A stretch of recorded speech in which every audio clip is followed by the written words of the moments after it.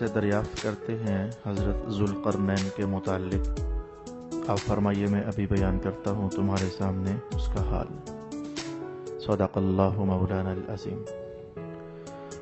جس انداز میں قرآن حکیم نے ارشاد کیا، حضرت ذوالقرنین کا بیان بالکل ملتے جلتے سٹائل میں رسول پاک علیہ السلام نے بھی ارشاد فرمایا، اور پھر بالکل ملتے جلتے انداز میں صحابہ اکرام نے بھی ارشاد فرمایا۔ میری مراد حضرت ذوالقرنین کے زندگی بھر کے تمام تر حالات یا پھر سیرت یا پھر آپ کی سانح بیان نہ کی گئی۔ قرآن حکیم کا انداز یہ تھا کہ اللہ تعالیٰ نے حضرت ذوالقرنین کے چند سفروں کے کچھ حالات ارشاد فرمائے۔ رسول پاک علیہ السلام نے بھی حضرت ذوالقرنین کے سفروں کے انہی حالات کو ذرا زیادہ ڈیٹیل اور تفصیل سے بیان کیا۔ صحابہ پاک نے بھی حضرت ذوالقرنین کے سفروں ہی کے بیان کو کچھ آگے بڑھایا۔ لہٰذا گزشتہ نشست میں بھی ہم نے آپ کا ایک سفر پاک ملاحظہ کیا تھا۔ پوری دنیا کے بادشاہ تھے، اقوام عالم، یہ لفظ ہم کئی بار سن چکے ہیں۔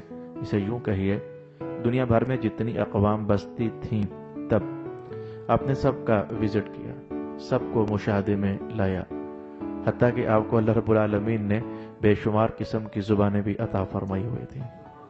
جس علاقے میں جاتے اسی علاقے کی زبان میں آپ گفتگو فرماتے۔ یہ بات قرآن حکیم میں بھی ہے کہ ایک بار آپ ایسی قوم کے پاس بھی گئے جو کسی کی بات سمجھتی نہیں تھی، لیکن چونکہ آپ کو اللہ رب العالمین نے وہ ساری زبانیں عطا فرمائی ہوئی تھیں، تو اس لیے آپ نے پھر انہی کے لب و لہجے میں بات فرمائی، تو ان کے دماغ میں بات اتری کہ آنے والا مہمان کیا کہہ رہا ہے، ہمیں اس کے جواب میں کیا کہنا چاہیے۔ الغرض چونکہ آپ نے پوری دنیا کی سیر فرمائی، رنگ برنگے لوگ دیکھے، اقوام دیکھیں اور بہت سارے عجائب بھی دیکھے، تو ان سفروں کے بعد عجائب کو آج ہم زیر مطالعہ کرنا چاہیں گے۔ تو آئیے میں سب سے پہلے آپ کے سامنے روایت لانے والا ہوں حضرت محمد بن علی بن حسین بن علی بن ابی طالب کی۔ میں نے پوری سند آپ کے سامنے اس روایت کی بیان کر دی۔ آپ ارشاد فرماتے ہیں کہ حضرت ذوالقرنین کا فرشتوں کی دنیا میں سے ایک فرشتہ تھا جس کے ساتھ آپ کی دوستی تھی۔ اس کا نام بیان کیا حضرت زرافیل اس فرشتے کا نام تھا جس کے ساتھ حضرت ذوالقرنین کی دوستی تھی۔ آپ کو سکندر بھی کہا جاتا ہے، سکندر دو تھے، الغرض میں سکندر کہوں یا پھر حضرت ذوالقرنین کہوں، قرآنی لفظ ذوالقرنین ہے تو یہی ہم چلیں بار بار بول لیتے ہیں۔ حضرت زرافیل فرشتہ جب بھی آپ سے ملاقات کرتا تو سلام سے ابتدا ہوا کرتی تھی۔ ایک دن حضرت ذوالقرنین نے زرافیل سے کہا کہ اسرافیل نہیں، زرافیل، وہ بولنے میں یوں محسوس ہوتا ہے جیسے اسرافیل، اسرائیل وہ الگ فرشتے ہیں، یہ زرافیل فرشتے کا نام ہے۔ تو آپ نے پوچھا کہ زرافیل یار مجھے ایک بات تو بتا، تیری میری دوستی ہے، ایک راز بتائے گا مجھے؟ اس نے کہا کیا راز پوچھنا چاہتے ہو؟ ذوالقرنین کہنے لگے کہ کوئی ایسی شے مجھے بتاؤ کہ ہے کوئی چیز کہ جسے کھا لیا جائے یا پی لیا جائے تو عمر بہت لمبی ہو جائے، اگر کوئی ایسی شے ہے تو یار مجھے بتاؤ۔ انہوں نے کہا کیوں، آپ اس عنوان میں کیوں پڑھنا چاہتے ہیں؟ کہنے کہ عمر زیادہ ہوگی، اللہ کا شکر زیادہ کریں گے، عبادت زیادہ کریں گے۔ میرا یہ دل میں خواہش ہوئی ہے عمر زیادہ کرنے والے کوئی ہو، جیسے ہم ہوتے تو کہتے ہے کوئی جڑی بوٹی، ہمارے دور میں یہ لفظ چلتا ہے کوئی جڑی بوٹی۔ انہوں نے کہا ہے کوئی ایسا راز، کوئی ایسی شے جسے کھا پی لیا جائے تو عمر زیادہ ہو جائے، ہم زیادہ عبادت کریں گے اللہ کی اور زیادہ شکر ادا کریں گے۔ زرافیل کہنے لگے یار بات ہے کہ ابھی تک تو میرے علم میں نہیں ہے، کبھی سوچا ہی نہیں اس عنوان پر کیا۔ تو زرافیل بھی کہنے لگے کہ بھائی یار تو نے ایک کیا سوال کر دی ہے، میرے علم میں تو کوئی ایسی شے نہیں ہے، لیکن میں آسمان والوں سے پتہ چلاؤں گا، میرا آنا جانا تو ہے، فرشتہ ہوں، آسمان والوں سے پتہ چلاؤں گا، اگر کوئی شے ہوئی تو آپ کو بتا دوں گا۔ زرافیل علیہ السلام آسمان پر تشریف لے گئے، جتنا عرصہ اللہ رب العالمین نے چاہا وہاں ٹھہرے، جو معلومات اکٹھی کرنی تھی اکٹھی کی۔ تو آج جب پھر اللہ کے حکم سے زمین پر اترے، ملاقات ہوئی، السلام علیکم یا ذوالقرنین، وعلیکم السلام۔ تو یا زرافیل میں نے کیا کہا تھا تجھے، اس بات کا پھر حوالہ قائم کرتے. میں نے کیا کہا تھا یار تجھے؟ کہا جی پتہ لگا کر آیا ہوں ایک شے کا. کہا کیا چیز ہے؟ کہا کہ اللہ رب العالمین نے ایک تاریکی ہے. عجیب حالات ہے نا, وہ نہیں ذہن میں وہ مکمل تصویر بن پائے گی. کہیں ایک تاریکی ہے اور وہ تاریکی مشرق کی طرف ہے. مشرق میں بھی وہاں کر کے جہاں سورج طلوع ہوتا ہے وہاں کر کے ایک تاریکی ہے, تو اندھیرا. اس اندھیرے میں اللہ رب العالمین نے ایک چشمہ پیدا فرمایا ہے, اور اس چشمے کا جو پانی ہے کہنے کو پانی ہے, دکھنے میں وہ دودھ سے بھی زیادہ سفید معلوم ہوتا ہے. کہنے کو وہ پانی ہے لیکن وہ کھانے میں شہد سے بھی زیادہ میٹھا محسوس ہوتا ہے. تو یار مجھے معلوم ہوا ہے کہ اگر وہاں سے کچھ پانی پی لیا جائے نا اس چشمے سے, تو اللہ رب العالمین ایک گھونٹ پینے پر ہی یہ نتیجہ دے دیتا ہے کہ بندہ مرتا نہیں ہے. پھر اسے مرنے کے لیے خواہش کرنی پڑے گی, اللہ مجھے اب مار بھی دے, اب مجھے موت عطا فرما بھی دے. یہ جملے میں نے گزشتہ روایت میں اشارتاً آپ سے کہے تھے اور آج میں ڈیٹیل سے آپ کے سامنے بیان کر رہا ہوں. تو پھر خود نہیں بندہ مرے گا جب تک اللہ نہ چاہے گا, تو پھر چاہنا پڑے گا اللہ کے دربار سے. اور ویسے بھی آپ کو بتا دوں کہ حضرت ذوالقرنین ایسے ہیں کہ جن کے بارے میں حضرت علی المرتضیٰ نے ارشاد فرمایا کہ جو بندے نے قانون کے مطابق مرنا ہوتا ہے وہ تو اب کب کے مر چکے تھے. جو بندے نے ایک بار مرنا ہوتا ہے وہ تو اب کب کے مر چکے تھے. اگر نہیں یاد آ رہی بات تو میں حضرت علی المرتضیٰ کی نشست میں وہ جو سوال ہوا تھا تو اس کا جواب 2 لفظوں میں کہہ دیتا ہوں. کسی نے پوچھا تھا کہ آپ کیا جانتے ہیں ذوالقرنین کے بارے میں؟ آپ نے فرمایا تھا کہ اللہ کا بڑا مخلص بندہ تھا. پھر آپ نے یہ فرمایا تھا, 2 لفظوں میں کہوں, پھر آپ نے یہ فرمایا تھا کہ آپ نے قوم کو جب اسلام کی دعوت دی تو قوم نے آگے سے لڑائی کی اور لڑائی یہاں تک پہنچی کہ آپ کو شہید کر دیا. تو اللہ رب العالمین نے اسی قوم سے انتقام لینے کے لیے آپ کو دوبارہ پھر زندہ فرمایا. تو یہ ایک بار موت جو ہوتی ہے وہ تو ہو چکی تھی. عجیب الشان آدمی ہے یہ بھی, حضرت ذوالقرنین عجیب الشان آدمی ہے. اچھا, حضرت علی فرماتے ہیں کہ ایک بار پھر ایک اور قوم کی طرف جب اللہ تعالیٰ نے آپ کو بھیجا تو وہاں پھر کچھ ایسا ہی سلسلہ ہو گیا. آپ نے قوم کو دعوت دی, قوم لڑ پڑی اور انہوں نے پھر آپ کو شہید کر دیا. انہیں کیا معلوم کہ پہلے بھی ایک بار ایسا ہو چکا ہے, لیکن اس اگلی قوم نے پھر آپ کو شہید کر دیا. اللہ رب العالمین نے پھر آپ کو زندگی عطا فرما دی. تو میں کہوں گا اوروں پر اگر موت کا قانون ایک بار چلا ہوا ہے تو آپ پر 2 بار چل چکا ہے. لہذا اب اگر وہ چشمے سے پانی کے گھونٹ پی بھی لیں اور اس کے بعد پھر کہہ دیا جائے کہ نہیں مرے جی رہے ہیں جی, بڑی لمبی عمر پائی جی, کوئی اتنے اچنبے کی بات نہیں ہے. وہ جو قانون تھا وہ تو پورا ہو چکا تھا, بالکل جیسے حضرت ادریس علیہ السلام نے نہیں کیا تھا. اور میں نے آپ کو بتا بھی دیا ہوا ہے کہ انہوں نے کیا چکھنا چاہتا ہوں موت کیسی ہے, اور اگلی روایت پھر آپ جانتے ہیں, موت چکھ لی, پھر جنت کا مشاہدہ وغیرہ وغیرہ. تو کہا بھئی وہ چشمہ ہے مجھے علم میں آیا ہے, اگر وہاں سے پانی پی لیا جائے تو اللہ رب العالمین موت میں پھر بندے کو مبتلا نہیں فرماتا. ارشاد فرمایا میری مراد ہے ہمیشہ راوی نے ارشاد فرمایا. میں وقت بچانے کے لیے راوی کا نام میں نے پہلے بتا دیا آپ کو. فرمایا کہ حضرت ذوالقرنین نے اپنے زمانے کے علماء کو اکٹھا کیا اور اکٹھا کر کے کہا یار مجھے ایک چشمے کے متعلق خبر تو بتاؤ, جانتے ہو کوئی چشمہ, اس طرح کا چشمہ تو وہ مشرق کے علاقے میں ہو؟ علماء کہنے لگے کہ ہم تو نہیں جانتے.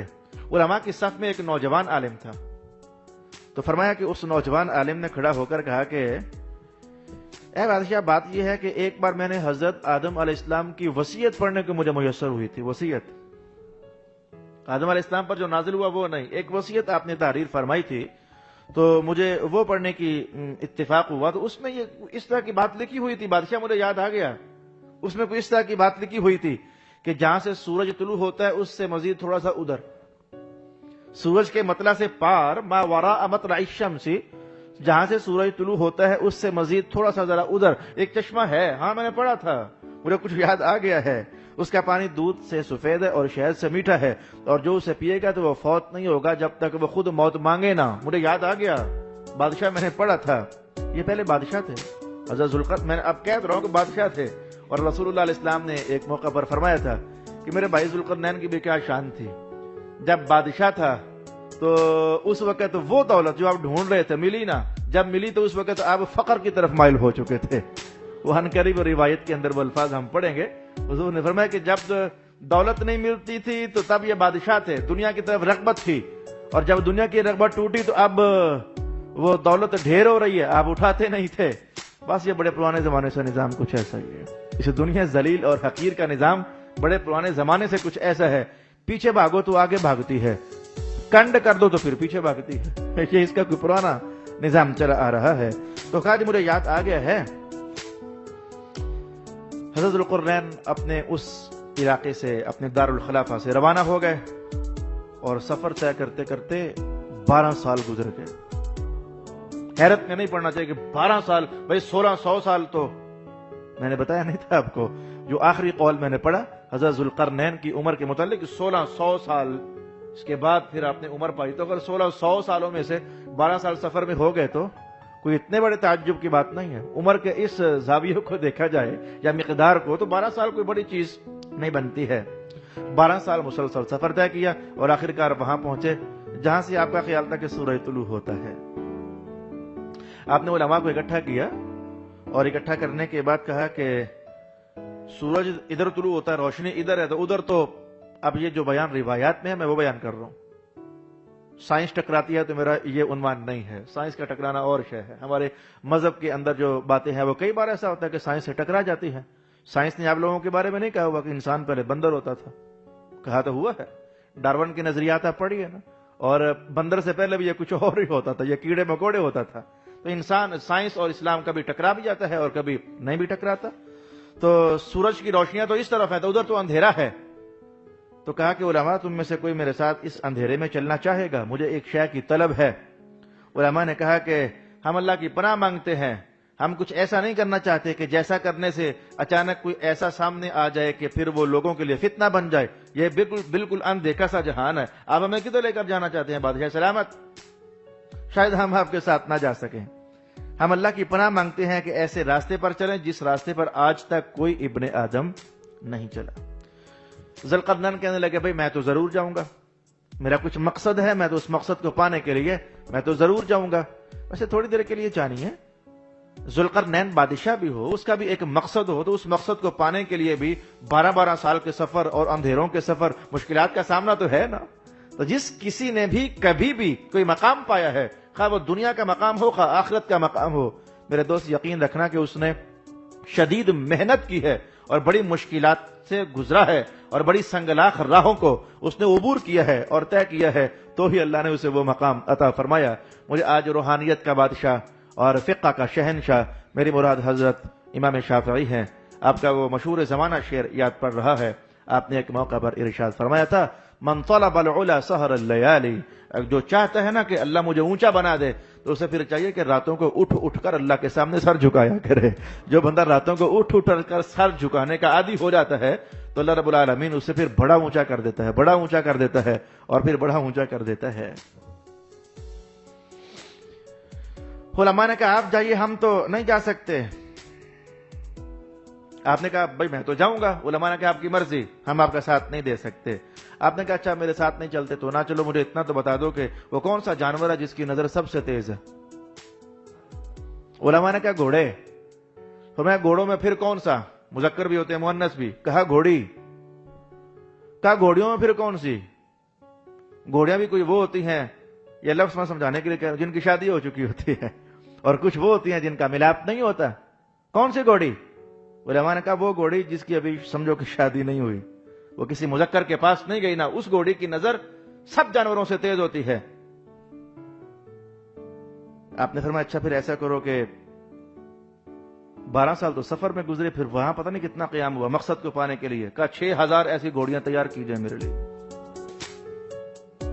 اب یہ لفظ چھوٹا لگ رہا کہ ملک بھر سے ڈھونڈی گئی، یعنی دنیا بھر سے ڈھونڈی گئی. آپ کا ملک کوئی ایک تھوڑا تھا، وہ دنیا بھر سے کتنا زمانہ لگا. 6000 گھوڑیاں آپ کے لیے تیار کی گئیں. 6000 نوجوانوں کا لشکر آپ نے تیار کیا. اور آپ کی معلومات کے لیے حضرت خضر علیہ السلام، جن کا ابھی تھوڑی دیر پہلے واقعہ گزرا، وہ آپ کے وزیر تھے اور آپ کے مشیر تھے اور آپ کے علم بردار تھے. ذوالقرنین کے علم بردار بھی تھے، وزیر بھی تھے اور مشیر بھی تھے حضرت خضر علیہ السلام. 2000 گھوڑیوں کا سالار کارواں آپ نے حضرت خضر کو بنا دیا اور فرمایا کہ خضر بات یہ ہے کہ آپ ہمارے آگے آگے چلیے گا. وہ لشکروں کے اس وقت حصے ہوا کرتے تھے، یہ مقدمہ ہے، یہ میمنہ ہے، یہ میسرہ ہے، تو یہ قلب ہے، یہ لشکر کے حصے ہوا کرتے تھے. تو مقدمۃ الجیش کے طور پر آپ نے حضرت خضر علیہ السلام کو متعین کیا.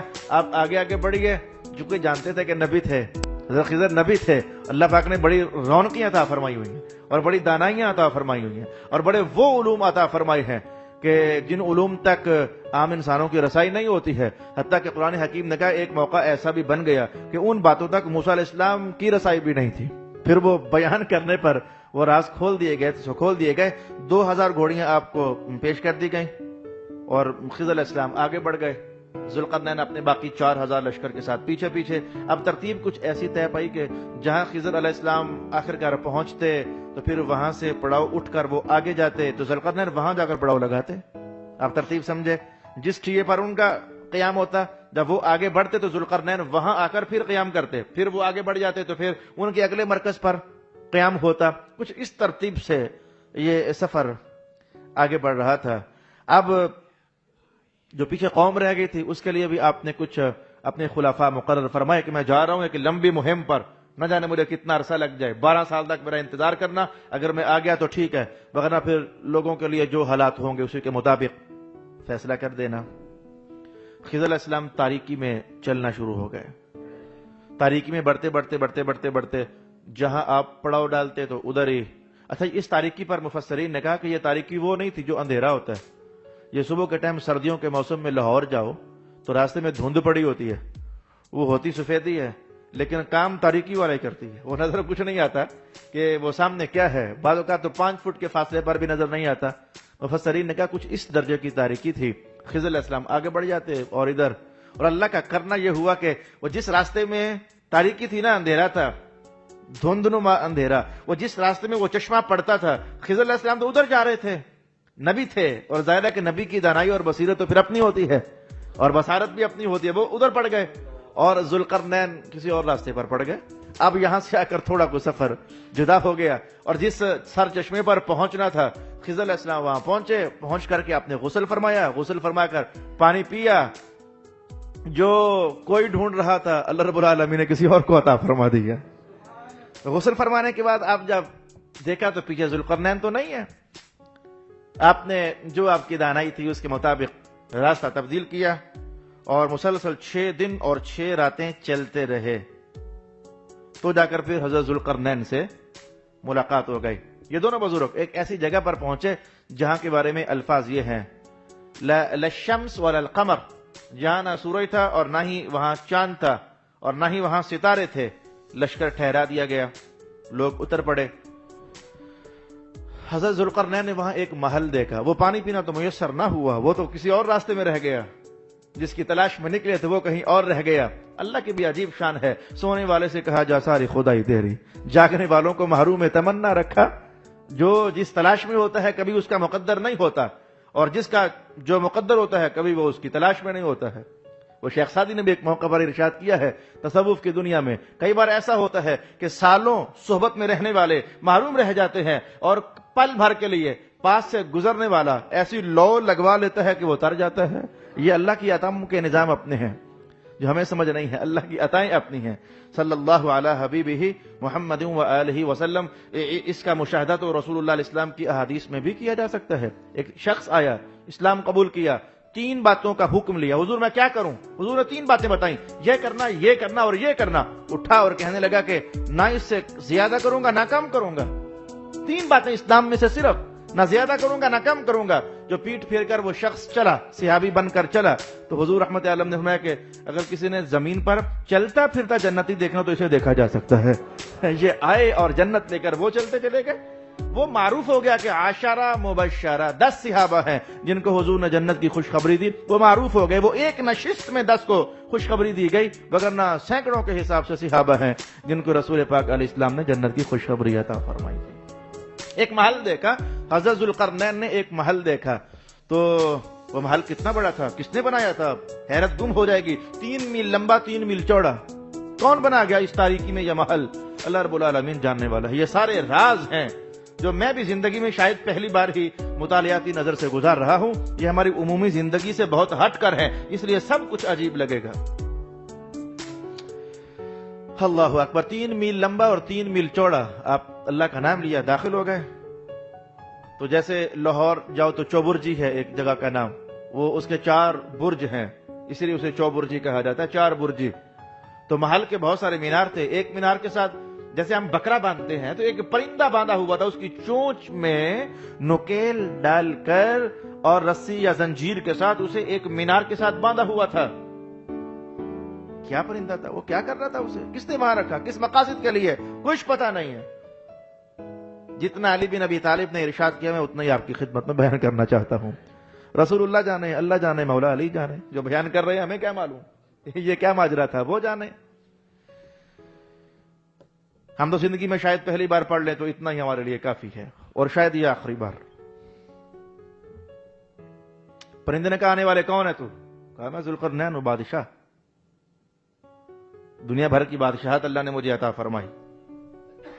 پرندہ کہنے لگا ذوالقرنین مجھے یہ بتا کہ وہ جو اللہ نے تجھے اتنی بڑی بادشاہت دی ہے تو کیا جو جسے تو پیچھے چھوڑ آیا ہے وہ کافی نہیں تھی تیرے لیے کہ جو اب تو مزید کچھ اور تلاش کرتا پھر رہا ہے؟ جو اتنی بڑی بادشاہت پیچھے چھوڑ آیا وہ کافی نہیں تھی کہ تو اور اب کچھ تلاش کرتا پھر رہا ہے؟ پرندہ نے کہا مجھے ایک آدھ بات تو بتا دے۔ ذوالقرنین نے کہا پوچھ۔ کہا مجھے یہ بتا کہ اینٹوں اور شیشے سے بنی ہوئی عمارتیں زیادہ ہونے لگ گئی ہیں یا ابھی معاملہ خیموں تک ہے؟ انسان ابھی تک اپنی اصلی بھیس میں ہے یا کسی اور کرتب کی طرف بڑھتا چلا جا رہا ہے؟ وہ خیمے ہیں یا ابھی تک وہ شیشے اور کانچ کی بنی ہوئی عمارتیں بننے لگ گئی ہیں، زرق برق عمارتیں؟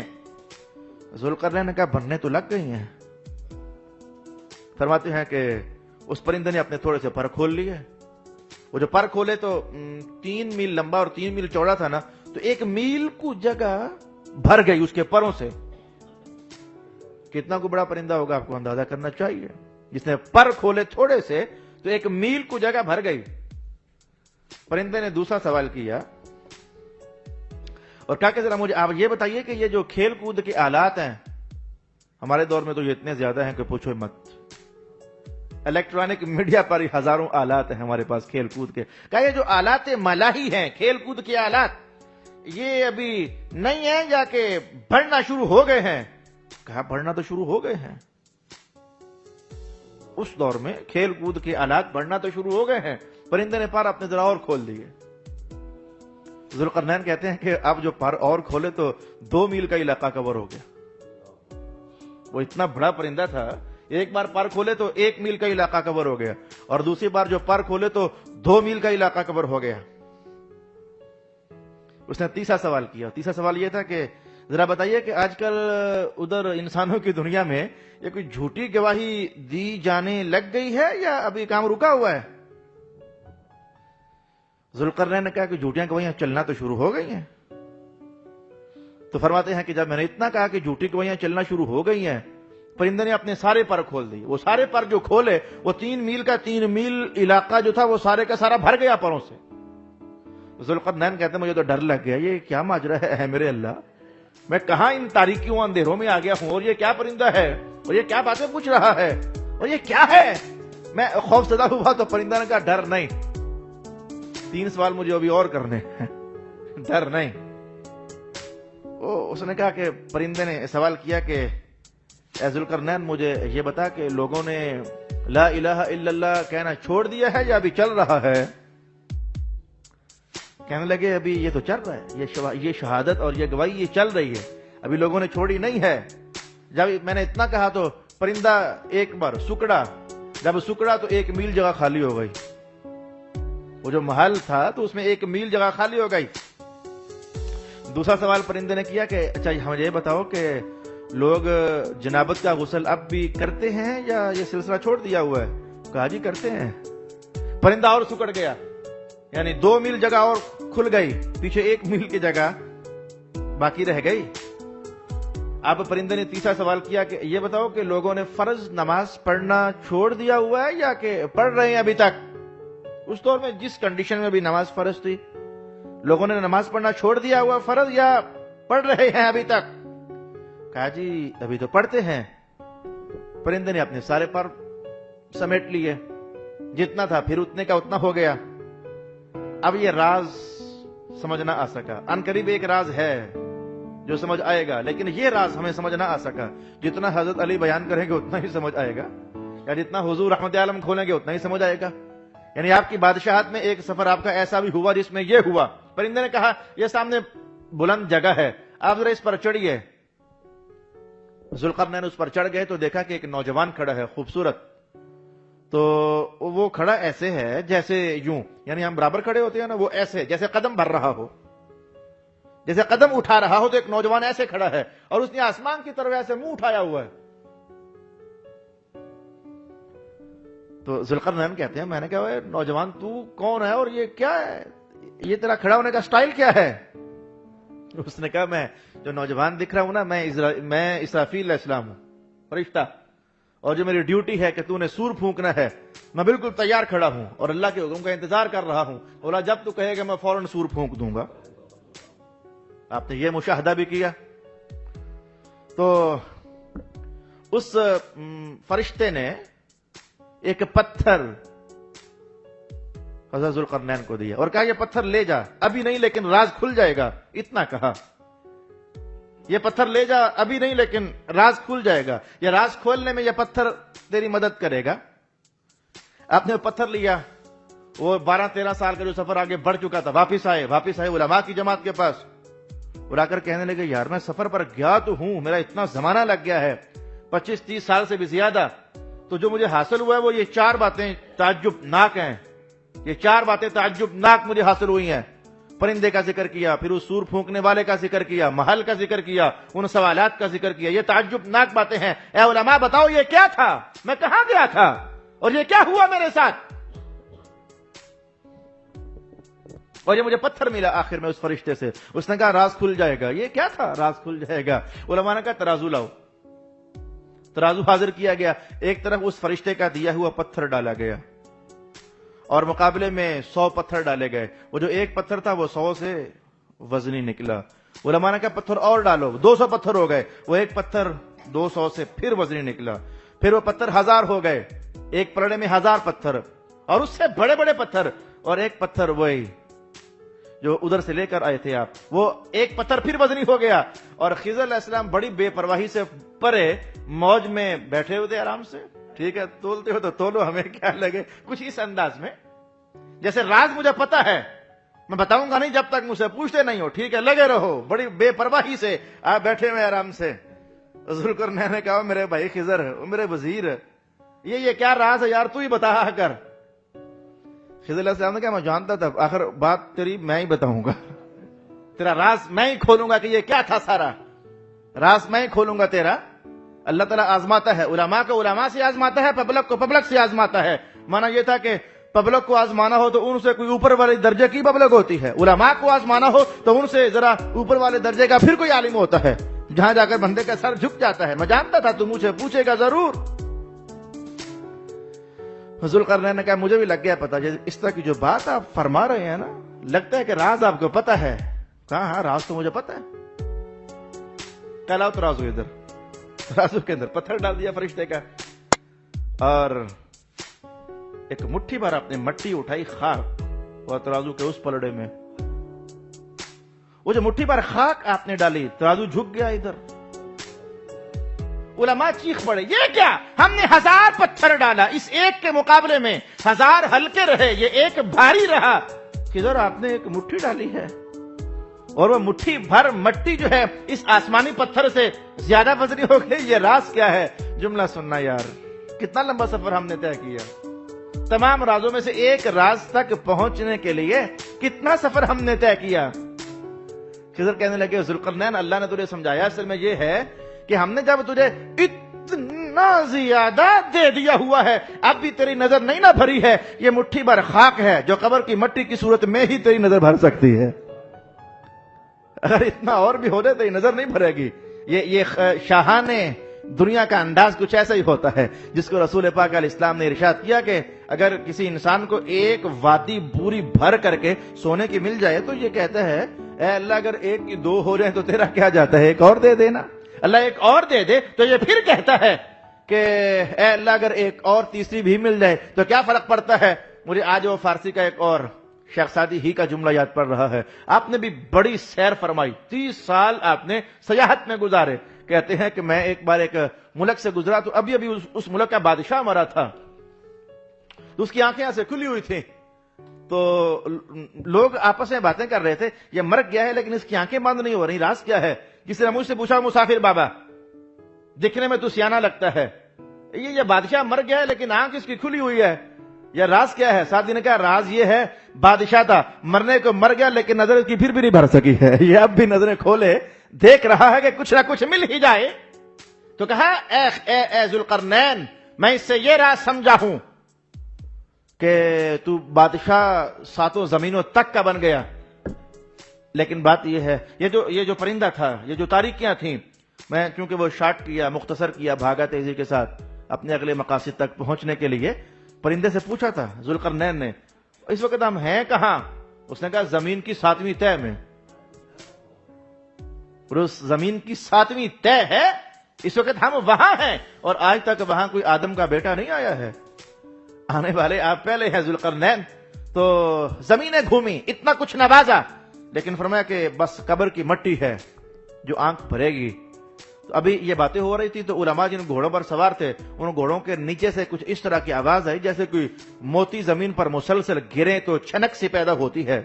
تسبیح کبھی آپ کی ٹوٹی ہو ننگے فرش پر, وہ تو بہت کم ہوتے ہیں دانے, 100 کے قریب, لیکن وہ جو آواز ہوتی ہے وہی دانے اگر زیادہ کر دو تو جو آواز زیادہ بن جائے, وہ جو ایسا شور ہوتا ہے, تو گھوڑوں کے نیچے سے کچھ ایسا شور. علماء نے کہا یہ ذوالقرنین یہ کیا ہے؟ کہا اٹھا لو جو بھی ہے اٹھا لو, جو اٹھائے گا وہ بھی شرمندہ ہوگا, جو نہیں اٹھائے گا وہ بھی شرمندہ ہوگا.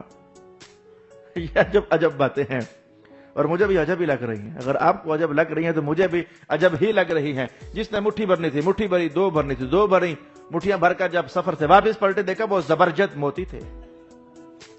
تو جنہوں نے کم اٹھائے تھے انہیں شرمندگی ہوئی, اوہو کچھ زیادہ ہی اٹھا لیتے تو اچھا تھا, اور جنہوں نے نہیں اٹھائے تھے انہیں اب احساس ہوا موجیں تو یہ لے گئے ہیں, دولت ساری تو یہ اکٹھی کر گئے ہیں, ہم بھی 2-4 مٹھیاں بھاری لیتے.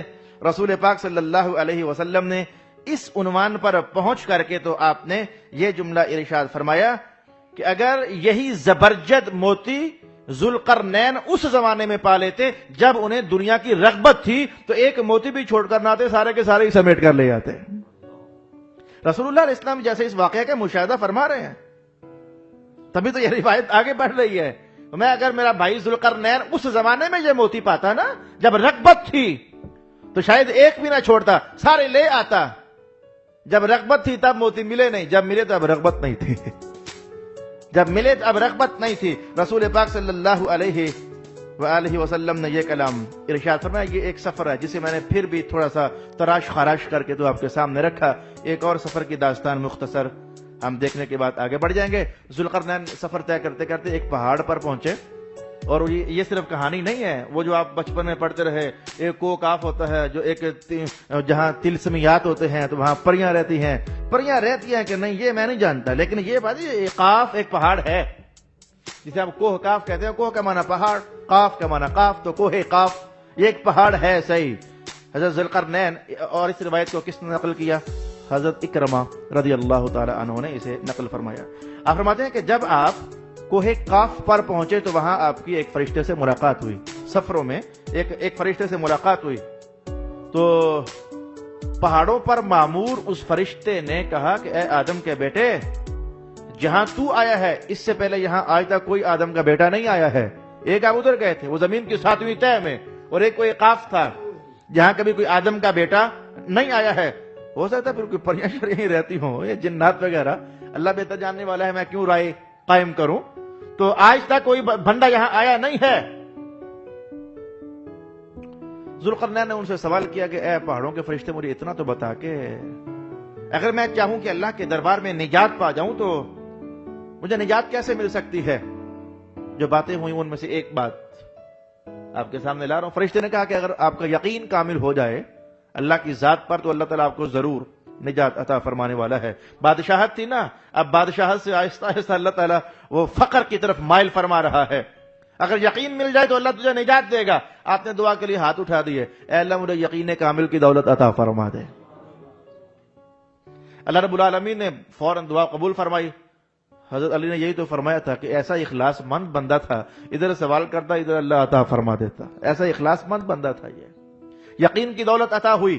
وہ پہاڑوں کا فرشتہ کہنے لگا ان قریب ایسا ہونے والا ہے ذوالقرنین، تو سفر کرتے کرتے جا رہا ہے نا آگے، ان قریب ایک قوم آنے والی ہے جس قوم کی خاطر تجھے ایک دیوار بنانی پڑے گی، اور اس دیوار کا حوالہ قرآن حکیم نے ارشاد کیا، ان قریب ایک دیوار بنانی پڑے گی، دیوار بن بھی جائے گی، لیکن یاد رکھنا یہ مت سوچنا کہ یہ دیوار میں نے اپنی قوت سے بنائی ہے، اپنی دانائی سے بنائی ہے، یقین مل گیا نا، یہی کہنا جو ہوا ہے اللہ ہی کی طرف سے ہوا ہے، اپنی طرف منسوب مت کرنا۔ اس فرشتے نے یہ نصیحت لگائی، اور پھر وہ جتنی مرضی مضبوط دیوار ہوگی ان قریب اللہ اس دیوار پر ایک ایسی مخلوق مسلط فرمائے گا جو تیری دیوار کو ساری کی ساری کو کھا جائے گی۔ اشارہ یاجوج ماجوج قوم کی طرف تھا۔ ذوالقرنین نے کہا کہ یہ پہاڑ کون سا ہے جہاں آپ کھڑے ہیں، یہ پہاڑ کون سا ہے؟ فرشتے نے کہا نام اس کا قاف ہے، لیکن تمام پہاڑ جو دنیا بھر کے پہاڑ ہے نا، یہ پہاڑ جو ہے وہ دنیا بھر کے پہاڑوں کا مرکز ہے۔ جب اللہ تعالیٰ یہ زمین کو ہلانا چاہتا ہے نا، یہ جو زلزلے آتے ہیں، تو جب اللہ زمین میں زلزلہ قائم کرنا چاہتا ہے، اور نہیں اللہ اسی پہاڑ کو ہلاتا ہے، یہ پہاڑ بس تھوڑا سا ہلتا ہے تو وہ زلزلے آ جاتے ہیں، یہ پہاڑ ہے۔ یعنی جس پہاڑ سے زلزلے پیدا ہوتے ہیں، تو ذوالقرنین نے اس پہاڑ تک کا سفر بھی کیا۔ اللہ حکم دیتا ہے یہ تھوڑا سا مڈ سے، نیچے سے، اصل سے، جڑ سے تھوڑا سا بس ہل جاتا ہے تو روئے زمین پر جہاں اللہ چاہتا ہے زلزلہ آ جاتا ہے، تو زلزلے بپا کرنے کے لیے یہ پہاڑ ہے۔ اس فرشتے نے ایک انگوروں کا گچھا دیا اور کہا کہ یہ انگوروں کا گچھا لے لیجئے، آپ کا پیٹ بھرنے کے لیے ایک دانہ ہی کافی ہوگا، ایک دانہ کھاؤ گے پیٹ بھر جائے گا، ایک دانہ کھاؤ گے تو پیاس ختم ہو جائے گی، لیکن یہ گچھا ایسا ہے کہ جو ہی دانہ توڑو گے اللہ تعالیٰ وہاں ایک اور دانہ پیدا فرما دے گا۔ حضرت اکرمہ کہتے ہیں کہ حضرت ذوالقرنین نے جتنی قومیں گھومی میرے علم میں 4 آئیں، جو بڑی بڑی خطرناک اقوام آپ کی نظر سے گزری میرے مشاہدے میں 4 آئیں۔ ایک کا نام منسک، ایک قوم کا نام ناسک، ایک قوم کا نام تاویل، اور ایک قوم کا نام راہیل بیان کیا گیا۔ اگرچہ ایک روایت کے اندر میں نے 11 اقوام کے حوالے پڑھے کہ 11 کے قریب بڑی بڑی اقوام تھی، خطرناک اقوام جن تک عام انسانوں کی رسائی نہیں ہوتی ہے، تو 11 کے قریب اقوام ہیں جن کو آپ نے مشاہداتی اور مطالعاتی اور سیاحت کی نظر سے گزارنے کا اہتمام کیا۔ حضرت مجاہد فرماتے ہیں کہ ایک سفر کی حالت تو میرے پاس بھی محفوظ ہے، یہ جو ملکہ سبا تھی بلقیس، حضرت ذوالقرنین سفر طے کرتے کرتے ملکہ بلقیس کے علاقے میں بھی گئے تھے۔ جب اس کے علاقے میں پہنچے تو مسکینوں کے بھیس میں، بھیس آپ نے بدلا، جیسے میں مسافر ہوتا ہوں، مسکین ہوتا ہوں، غریب ہوتا ہوں، اور ملکہ بلقیس کو پتا تھا کہ آنے والا ذوالقرنین ہے۔ اس نے اپنا ایک ایلچی بھیجا کہ ذوالقرنین کی 2 تصویریں بنا کر لاؤ، کیمرے شیمرے نہیں تھے، 2 تصویریں بنا کر لاؤ، ایک تصویر وہ جس میں یہ مسکینی کے بھیس میں ہو، اور اس کی ایک تصویر وہ جس میں یہ شاہی لباس میں ملبوس ہو، یہ دونوں تصویریں بنا کر لاؤ۔ ادھر ایلچی تصویریں لے کر آیا، اور ادھر ملکہ بلقیس نے اپنے ملک کے تمام جو اردا گرد کے علاقے بنتے تھے غریب لوگوں کی دعوت کر دی، کھانا شانا کھلایا، سب لوگ آئے، ذوالقرنین بھی آ گئے، اور افلاس اور مسکنت کے لباس اور بھیس میں آپ بھی آ گئے۔ ملکہ بلقیس نے تصویریں سامنے رکھیں اور کھانا کھلانے کے بعد کہا چلو بھی جاؤ، ایک ایک کر کے مسکین اور غریب نکلتے رہے۔ تو تصویروں سے آپ میچ کرتی رہی، اب کوئی بندہ تصویروں کے مطابق نہیں، سارے مسکین نکل گئے تو پیچھے ذوالقرنین رہ گئے۔ وہ جانے لگے تو ملکہ نے کہا رک جاؤ، آپ کو جانے کی اجازت نہیں ہے۔ اس نے کہا کہ سارے مسکین چلے گئے تو مجھے کیوں نہیں جانے کی اجازت؟ کہا آپ کو رکنا ہوگا۔ کہا رک جاتا ہوں، لیکن بات کیا ہے؟ کہا کہ میں نے سنا ہے کہ آپ پوری روئے زمین کو فتح کر رہے ہو، آج آپ میرے ملک میں آئے ہو اور مسکینی کے بھیس میں ہو، 2 میں سے ایک بات، یا تو میں آپ کو جانے نہیں دوں گی یا مجھے امان لکھ دو کہ میرا ملک آپ کے زیر سلطنت نہیں ہوگا۔ 2 میں سے ایک کام کرنا پڑے گا، یا ادھر رہنا پڑے گا، میرے ملک میں ہو، آپ اکیلے ہو، کیا ہے میرے ملک میں ہو، یا لکھ کر دے دو کہ ملکہ بلقیس کے ملک پر میری حکومت نہیں ہے، اور یا پھر میں چھوڑوں گی تو نہیں۔ روایت کے الفاظ امام مجاہد نے جو نقل فرمائے، حضرت ذوالقرنین نے لکھ کر دے دیا کہ ٹھیک ہے، جہاں اللہ نے ساری دنیا کی تاجوری عطا فرما دی ہے، ملکہ بلقیس تیرا ملک نہیں تو نہ صحیح، یہ لے میں لکھ کر دے دیتا ہوں۔ ایک آپ کا یہ سفر بھی ائمہ تاریخ نے نقل فرمایا ہے۔ بھائی سب سے جاندار چیز میں اب آپ کو کہنے لگا، میں نے بچا کے رکھی ہوئی تھی، کم از کم یہ تو تاریخ تھی جو سمجھوں سے باہر تھی، سمجھوں سے ماورا تھی، بالکل اچنبے کی باتیں تھیں، کبھی نہیں سنی تھیں، کچھ ایسا تھا تو کچھ ایسا مجھے میسر ہوا کہ جاتے جاتے ہم کچھ تو اپنے دل کو ذرا درد مند سا بنا لیں. کچھ ایسا مجھے میسر ہوا جاتے جاتے کچھ ایسا تو پڑھ لیں جس سے روح ذرا تازہ سی ہو جائے. آپ کے سفروں میں سے ایک سفر یہ بھی نقل کیا گیا. اگر اس سفر کو پڑھنا ہو تو آپ کو حضرت عبداللہ ابن ابی جعفر رضی اللہ تعالی عنہ کی روایت کا مطالعہ کرنا چاہیے. فرماتے ہیں کہ ذوالقرنین سفر طے کرتے کرتے ایک قوم کے پاس سے گزرے جس قوم کے اندر 3 باتیں آپ نے دیکھی. اس قوم کا قبرستان لوگوں کے گھروں کے سامنے تھا. جس گھر سے نکلو آگے قبرستان، جس گھر سے نکلو آگے قبرستان، جس گھر سے نکلو آگے قبرستان. آپ تصویر بنانے کے لیے سمجھ لیں کہ جیسے اردا گرد لوگوں کے گھر ہوں تو درمیان میں قبرستان ہو. آپ ایک ایسی قوم کے پاس سے بھی گزرے، اردا گرد لوگوں کے گھر، درمیان میں قبرستان. اور دوسری چیز آپ نے دیکھی کہ ان سب لوگوں کے کپڑوں کا رنگ ایک ہے. اور تیسری چیز آپ نے دیکھی کہ وہ جتنی بھی قوم تھی اس میں سارے کے سارے مرد ہی تھے. کوئی عورت نظر نہ آئی، نہ گھروں میں نہ باہر. بڑے تعجب میں ہوئے کہ یہ کیا راز ہے. گھروں کے سامنے قبرستان، سب لوگوں کے کپڑے ایک رنگ کے، اور پوری قوم میں کوئی ایک عورت بھی نہیں ہے، سارے مرد ہیں. یہ کیا راز ہے؟ ایک بندے سے پوچھا اسی قوم میں سے، وہ یار یہ کیا میں دیکھ رہا ہوں، یہ کیسی بستی ہے؟ ہر گھر کے سامنے قبرستان، ہر گھر کے سامنے یہ کیا یار ہے، یہ راز ہے. بس یار جملہ سن جانا. اس بندے نے کہا کہ ہم نے اپنا قبرستان اپنے گھروں کے سامنے بنایا ہوا ہے تاکہ جب بھی گھر میں آئیں یا جائیں ہمیں نصیحت حاصل ہوتی رہے، ہم ڈرتے رہیں کہ ہمارا گھر یہ نہیں ہے، اصل میں ہمارا گھر یہ ہے. یہ ہم سب سیانوں نے مل کر ایسا کیا، ہماری بستی والوں نے مل کر ایسا کیا ہے کہ آتے ہوئے بھی قبر نظر آئے، جاتے ہوئے بھی قبر نظر آئے. رسول پاک علیہ السلام نے بھی چلو اگرچہ یہ تو نہیں فرمایا کہ قبرستان گھروں کے سامنے بنا لو، لیکن اتنا تو ضرور فرمایا ہے کہ جس بندے کو قبر یاد رہتی ہے نا، سمجھو کہ اللہ نے اس کا سینہ کھول دیا ہوا اسلام کے لیے، اس کا شرح صدر ہو گیا ہے جس بندے کو اپنی قبر یاد رہتی ہے. اور رسول اللہ علیہ السلام نے قبر یاد رکھنے کا طریقہ بھی بتایا، آیا جایا کرو قبرستانوں میں، آیا جایا کرو. پوچھا اچھا پھر یہ سب کے کپڑے ایک رنگ کے، یہ کیا راز ہے؟ کہا ہم سب کو اللہ نے یہ توفیق عطا فرمائی ہے، ہم سمجھتے ہیں کہ ہم میں کوئی بھی بڑا نہیں ہے تو ہم نے سب نے ایک رنگ کے کپڑے پہنے ہوئے. اگر کپڑے ہوتے رنگ برنگ کے تو کوئی رنگ زیادہ سونا لگتا ہے، کسی میں ڈیزائن زیادہ اچھا ہوتا ہے، تو کوئی بندہ اپنے ذہن میں یہ خیال نہ لا سکے میرے اس سے اچھے ہیں تو وہ ذرا اپنے آپ کو ذرا بڑا نہ سمجھے. ہم سب سمجھتے ہیں ہم میں سے کوئی بھی بڑا نہیں، سارے کے سارے چھوٹے چھوٹے ہیں. ہم نے کپڑوں کا اس لیے سب نے ایک رنگ رکھا ہوا ہے. اور تیسری بات دور حاضر میں جلدی سمجھ آ جائے گی. کہا یہ عورتیں نہ ہونے کا ماجرا کیا ہے؟ کہا دل کی بربادی کرنے کے لیے سب سے پہلے عورتیں ہی تو ہیں. یہ عورتیں ہی تو بندوں کو برباد کرتی ہیں، اچھے بھیس میں ہو تو نہیں، غلط بھیس میں ہو تو. یہ جملہ میں کہہ رہا ہوں. تو یہ عورتیں ہی تو انسانوں کو برباد کرتی ہیں. اگر میرا جملہ بھی وزنی لگا تو آؤ میں اس سے بھی ہیوی جملہ کہہ دوں گا جو رسول اللہ علیہ السلام کا ہے. آپ نے فرمایا کہ میں جا رہا ہوں، ملاقات ہوگی ادھر، میں جا رہا ہوں، لیکن یاد رکھنا کہ میرے بات میں محسوس کر رہا ہوں کیا لوگوں تمہارے ایمان کو سب سے زیادہ خطرہ عورت سے ہے. اپنے کاروبار دیکھ لو، اپنی منڈیاں دیکھ لو، اپنے آفیسز دیکھ لو، اپنے جہازوں کو دیکھ لو، اپنے ہاسپٹلز کو دیکھ لو، کہاں ہے جہاں عورت کچھ غلط سے لباس میں آپ کو نظر نہ آ جائے، کسی نہ کسی غلط انداز میں آپ کو نظر نہ آ جائے. لا حول ولا قوت الا باللہ العلی العظیم. کافر عورتیں ہیں کہاں؟ کہا عورتوں کے لیے ہم نے ایک الگ بستی بنائی ہوئی ہے. ہماری شادیاں بھی ہوتی ہیں، سارا کچھ ہوتا ہے، لیکن ہم نے عورتوں کی ایک الگ بستی بنائی ہوتی ہے.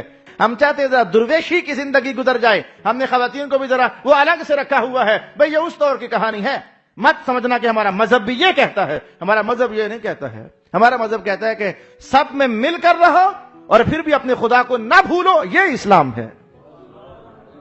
سب میں مل کر رہو، باپ کے ساتھ بھی رہو، ماں کے ساتھ، بچوں کے ساتھ، بیگم کے ساتھ، بہن بھائیوں کے ساتھ، آؤ جاؤ، کماؤ، کھاؤ پیو، دو لو، سب کچھ کرو، لیکن جس نے یہ سب کچھ دیا اسے نہ بھولو. بس ہمارے اسلام نے کچھ ایسا کہا. تو کہا کہ ہماری جو خواتین ہیں ان کے لیے ہم نے ایک قریب ہی بستی بنائی ہوئی ہے تاکہ ہم زیادہ سے زیادہ وقت عبادت الہی کے لیے وقف کر سکیں. آپ کو بڑا اچھا لگا، آپ نے کہا بڑے اچھے لگے ہوئے، بڑے اچھے لگے ہو، کچھ مانگنا چاہتے ہو؟ وہ کہا دعا میں کیا دے سکتا ہے؟ انہیں کیا معلوم کہ یہ آنے والا کون ہے. کہا میں دے سکتا ہوں، بادشاہ ہوں، انہوں نے کہا جا تو ہمیں کچھ نہیں دے سکتا، اور ویسے بھی یہ جو درویش ملنگ ہوتے ہیں ان کے سامنے بادشاہوں کی قیمت ہی کیا ہوتی ہے آپ کو پتہ ہے؟ کہا جا تو ہمیں کچھ نہیں دے سکتا. کہا میں کہہ رہا ہوں مانگو، زمین بھر کی بادشاہت میری ہے، مانگو.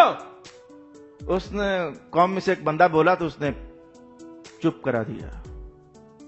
کہا اچھا پھر ایسا کر، اگر دینا ہی چاہتے ہو تو مجھے وہ دے دے جو میری تقدیر میں ہے ہی نہیں ہے، جس کے بارے میں اللہ نے فیصلہ کر دیا نا کہ یہ میں نے اسے نہیں دینا، وہ دے نا پھر مجھے، اور مجھے یہ دے کہ جو میری تقدیر میں لکھا جا چکا ہے اسے نکال دے، یہ دے مجھے. جو تقدیر میں نہیں ہے وہ دے، جو ہے اسے نکال دے، دے یہ چیز. ذوالقرنین چپ کر کے کہا کہ یہ چیز میں عطا نہیں کر سکتا ہوں. خاموش ہو گئے. کہا اچھا میں جا رہا ہوں، کوئی نصیحت ہی کرو. بڑے اچھے لوگوں کو نصیحت ہی کرو، میں جا رہا ہوں، باتیں اچھی لگی ہیں تمہاری، ماحول اچھا لگا ہے، جاتے تھے کوئی نصیحت ہی کر دو. میں نے کہا نا کہ اللہ ہر ایک سے اوپر کسی اور کو رکھتا ہے. یہ بادشاہ جب دیکھتے ہیں نا کہ ہماری دال نہیں گلی کسی کے سامنے، میں ذوالقرنین کی بات نہیں کرتا، ادھر کی بات کرتا ہوں، تو جس کے سامنے تھوڑی دیر پہلے یہ ٹیکا جما رہے ہوتے ہیں نا، تھوڑی ہی دیر کے بعد اس کے سامنے گھٹنے ٹیک کر بیٹھے ہوتے ہیں، بابا جی کچھ عطا ہی کر دو، نوازش کر دو، کچھ دعا ہو جائے، کم از کم اتنا کہتے ہیں. اچھا حضور دعا ہی کرنا، پھر کم از کم اتنا ضرور کہتے ہیں. کہا اچھے لگے ہو کوئی نصیحت ہی کر دو. کہا نصیحت یہ ہے کہ نصیحت بھی عجیب و غریب، نصیحت یہ ہے کہ کام کی بات کسی نادان کو نہ کہنا. جو بندہ کام کی بات کسی نادان کے حوالے کرتا ہے وہ ایسے ہی ہے جیسے اس نے کھانا پکا کر تو کسی پتھر کے سامنے رکھ دیا ہو. کام کی بات کبھی نادان سے نہ کہنا، مانا یہ تھا کہ ضائع ہو جائے گی. اور فرمایا کہ ہے جملہ آخری لیکن اس پر میں رکا ہوں، پڑھتے ہوئے بھی رکا ہوں اور اب پھر رکوں گا. کہ کام کی بات نادان سے نہ کہنا، اور جو عقل مند ہے اگر وہی کام کی بات تو اسے کہے گا تو بھلا کیسے ہوگا؟ جیسے ملائم چٹان کو تو تار کرنے کی کوشش کر رہا ہے، ادھر بات کا اثر قبول نہیں کرے گا. جیسے ملائم چٹان کو تو تار کرنے کی کوشش کر رہا ہے، وہ تیرا اثر قبول نہیں کرے گا. جس کی عقل اللہ نے زیادہ بنائی ہے نا وہ کچھ ایسا ہوگا. میں نے مذہبی دنیا میں یہ تجربہ دیکھا، میں نے مذہبی دنیا میں یہ تجربہ دیکھا. ہمیشہ مجھے ایسے لوگ زیادہ کامیاب میسر ہوئے جو نہ نادان تھے اور نہ زیادہ عقل والے تھے، نہ بہت غریب تھے، نہ بہت مالدار تھے. جو درمیان کے ہوتے نا، درمیان کے لوگ، میں نے دیکھا کہ زیادہ، مجھے یوں محسوس ہوا کہ زیادہ استفادہ مذہب کا انہیں ہوا میرے دو چار لفظوں سے جو میرا مشاہدہ ہے. اور میں نے ان لوگوں کو جن کی عقل ذرا تیز ہوتی ہے، جو 16 سال کالجوں میں چکر لگا لیتے ہیں اور ایم فل وغیرہ کر لیتے ہیں، تو میں نے یہ صاف بات میں نے پائی، کہہ رہا ہوں آپ کے سامنے کہہ رہا ہوں، میں نے صاف پایا انہیں مذہب کی بات جلدی ہضم نہ ہوئی، وہ رسول اللہ کی باتوں کے سامنے چونو چرا کرتے رہے، پھر ایسے تو پھر ایسے تو پھر ایسے تو پھر ایسے. یہ ذوالقرنین کو نصیحت، جس کی عقل کچھ زیادہ ہو جائے نا تو اسے بھی پھر اتنا اس کے پیچھے نہ پڑنا. ایسے ہی ہوگا جیسے کہ ایک ملائم اور چٹیل چٹان کو تو تر کرنے کی کوشش کر رہا ہے، یعنی کبھی تر ہو نہیں سکے گی. اللہ تعالیٰ بہت فضل نازل فرمائے میرے استاد گرامی پر. انہوں نے فرمایا کہ اور میرے بچوں دیکھنا، فارغ ہو کر جا رہے ہو، ہر رنگ کا انسان تمہارے سامنے آئے گا، ہر رنگ کا، اچھا برا گندا میلا کچیلا ستھرا چمکدار عقل مند نادان دانا غریب سرمایہ دار، ہر رنگ کا انسان تمہارے سامنے آئے گا. لیکن میرے بچوں اس بوڑھے استاد کی نصیحت لے جاؤ، کبھی انسانوں کو نہ دیکھنا، چپ کر کے اپنے اللہ کی طرف دھیان رکھنا. انسانوں میں اتر جاؤ گے، کھپ جاؤ گے، گر جاؤ گے اور چوٹیں لگ جائیں گی، زخمیلے ہو جاؤ گے، اپنی منزل کا نشان نگاہوں سے فراموش کر دو گے. اور اگر انسانوں کے آنے جانے کو نہ دیکھو گے، اپنے خدا کی طرف دیکھو گے نا، یہ راضی ہو یا نہ ہو لیکن عرش والا خدا تم سے راضی ہو جائے گا. کم از کم تمہاری آخرت اچھی ہو جائے گی. اب اس سے زیادہ کیا کہا جائے، ٹائم بھی ہمارا وقت دائرے سے کچھ تجاوز کرتا چلا جا رہا ہے۔ بھئی میں نے آج آپ کے سامنے اور گزشتہ نشست میں آپ کے سامنے بھلے سب کچھ عجیب تھا، مجھے پتا تھا کہ سب کچھ عجیب ہے اور سارا مزیدار لگنے والا بھی ہو سکتا ہے اور نہیں بھی، طبیعتیں الگ الگ ہوتی ہیں، لیکن میری مجبوری یہ تھی کہ اب یہ ایک بار یہ آ گئے ہیں بزرگ حضرت ذوالقرنین، آئندہ انہوں نے آنا نہیں ہے، پچھلے سپاہوں میں آئے نہیں ہیں، تو کچھ تو ان کے عجائب میں آپ کے سامنے بیان کر دوں۔ تو سفر کے حالات میں سے میں نے سارے بیان نہیں کیے، بہت سارے میں نے چھوڑ دیے، صرف اس لیے کہ ہمارے ماحول کی باتیں نہیں ہیں اور ہمارے عنوان کے بیانات نہیں ہیں، میں نے بہت سارے حالات ان کے چھوڑ دیے، کچھ نہ کچھ میں نے آپ کو بیان کیا، جس کا حاصل کلام یہ ہے کہ حضرت ذوالقرنین نے پوری دنیا کی بادشاہت پائی سوائے ایک ملک، ملکہ بلقیس کا ملک آپ کے زیر نگوں نہ ہو سکا اور وہ آپ کے زیر فتح نہ ہو سکا، باقی آپ نے حکومت فرمائی، اقوام دیکھیں، ان سے ملاقاتیں ہوئیں اور ایسے ایسے عجائب کائنات کے دیکھے جہاں اس سے پہلے کبھی کوئی پہنچا نہ ہو، فرشتوں سے باتیں ہوئیں اور اندھیروں کے سفر طے ہوئے اور چشمہ حیات کو ڈھونڈنے کی کوشش کی گئی، اور حضرت خضر علیہ السلام جیسا عظیم الشان نبی اور رسول جو علوم تکوینیہ کے ابلاغ کے لیے ڈیوٹیاں نبھا رہے تھے، وہ آپ کے وزیر ہوئے، مشیر ہوئے اور آپ کے علم بردار ہوئے، بہت کچھ آپ نے یہ دو نشستوں میں ملاحظہ کرنے کی کوشش کی۔ اللہ رب العالمین ہم سب کی یہ نشست قبول فرما لے۔ وآخر دعوانا ان الحمد للہ رب العالمین۔